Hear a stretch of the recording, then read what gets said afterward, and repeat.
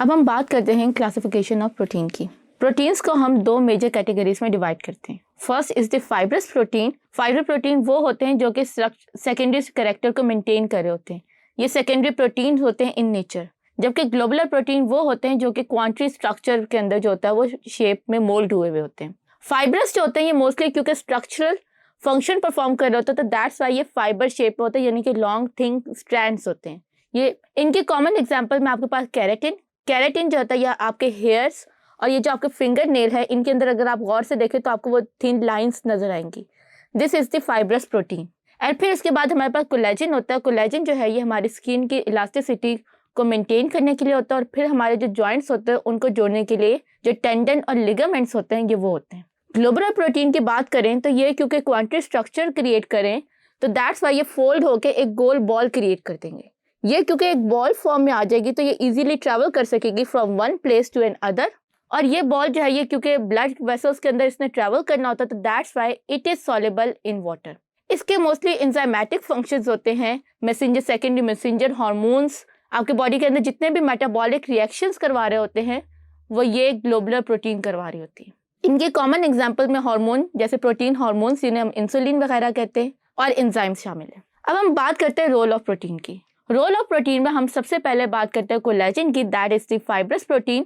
Collagen as I have told you کہ یہ آپ کے جو ہے لیگامنٹس وغیرہ جو ہے یہ کریٹ کر رہا ہوتا ہے اور آپ کے بون کے جو میٹرکس ہوتا ہے اس کو جو ہے وہ سنتھسائز کر رہا ہوتا ہے.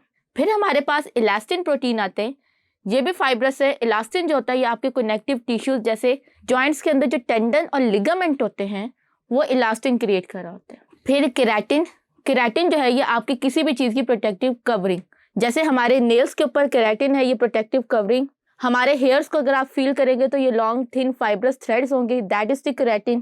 پھر آپ نے اگر برڈس کے فیدرس کو دیکھا ہو تو وہ بھی جو ہوتا ہے وہ فائبرس ہوتے ہیں, وہ بھی کیراٹن ہوتا ہے. اور پھر آپ نے جتنے بھی اینیملس کے ہارنز ہوتے ہیں یا بیکس ہوتے ہیں جہاں پہ بھی پروٹیکٹیو فنکشن ہوگا وہاں پہ کیراٹن مالیکیول جو ہوں گے وہ پروٹینس کے یوز ہوں گے. اس کے بعد ہمارے پاس آتے ہیں ہسٹونس. ایز وی آل نو کہ یہ واحد پروٹینز ہوتے ہیں جو کہ چارج پروٹینز ہوتے ہیں اور یہ ڈی این اے کے اندر جو ہوتا ہے اسپول کا کام کر رہے ہوتے ہیں. جیسے اسپول کے اوپر آپ تھریڈ کو ریپ کرتے ہو بالکل اسی طرح ہسٹون بال کے اوپر آپ ڈی این اے کو ریپ کر رہے ہوتے ہیں تاکہ کروموزومز کریٹ ہو جائیں.